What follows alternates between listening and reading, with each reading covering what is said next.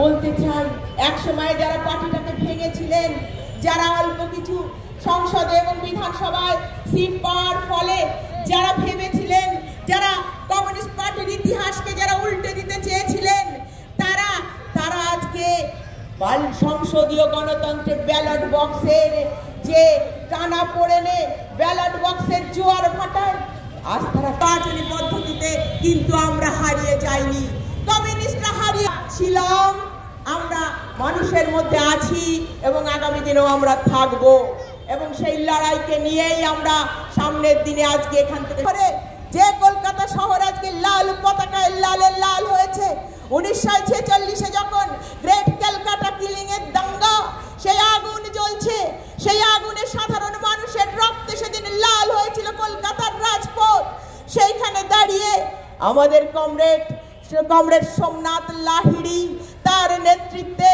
আমাদের শ্রমিক কর্মীরা লাল ঝান্ডা হাতে নিয়ে সেই আগুন নেভাতে যে ঐতিহাসিক ভূমিকা পালন করেছিলেন, যার ফলে অনেক জীবনের ক্ষতি কম হয়েছিল, আমরা তা ভুলে নিশ্চয়ই যাব না। এটা আমাদের ইতিহাস, নাগরিকের মৌলিক অধিকার লেখা হয়েছে। সেই সময়ে দাঁড়িয়ে আমাদের উপরাষ্ট্রপতি ডক্টর রাধাকৃষ্ণন বলেছিলেন যে ভারতবর্ষের মাটিতে মানুষ খেতে পায় না, যেখানে মানুষ আট পেটা খেয়ে থাকে, যেখানে মানুষ কাজ পায় না, যেখানে মানুষ কাজের জন্য এই রাজ্য থেকে ও রাজ্যে ছুটে বেড়ায়, জীবন হানি হয় রাস্তায়, যে রাজ্যে মানুষ কাজের আট পেটা খেয়ে ভুকা মানুষ দিন কাটায়, সেই রাজ্যের মানুষ কখনো, সেই দেশের মানুষ কখনো সংবিধানকে নিয়ে দাঁড়ায়।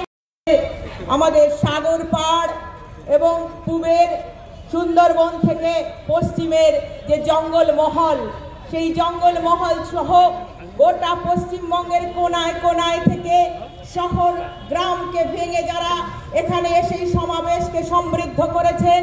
পার্টির 100 বছর পূর্তির ডাকে সাড়া দিয়ে এসেছেন, তাদেরকে আমি প্রথমেই সংগ্রামী অভিনন্দন জানাই এবং লাল লাল লাল সালাম জানাই এই মঞ্চ থেকে। বন্ধুগণ, একটা কঠিন জটিল সময়ে গোটা দেশ তথা গোটা ভারতবর্ষ বিশ্ব সহ গোটা পৃথিবী তার সেনাপতি হিসেবে কাজ করেছে, সেই দুঃসময়ে দাঁড়িয়ে এসে 100 বছরে পদার্পণ করেছে। কমরেডস, সেই সময়ে দাঁড়িয়ে আমাদের মনে রাখতে হবে যে এই পার্টি মেহনতি মানুষের লড়াইতে যেভাবে তাদের পাশে থেকেছে, যেভাবে তাদের সংগঠিত করে লড়াইকে 100 বছর পূর্তি তারই কর্মসূচি। বন্ধুগণ, আমরা বলতে চাই যে আমাদের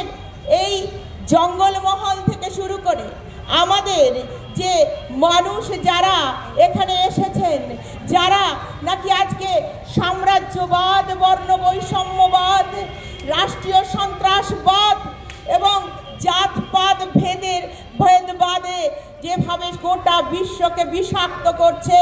যার ফলে প্রত্যেকটা মানুষ, সাধারণ মানুষের জীবন, সম্পত্তি এবং স্বাধীনতা আজ ভীষণভাবে বিপন্ন।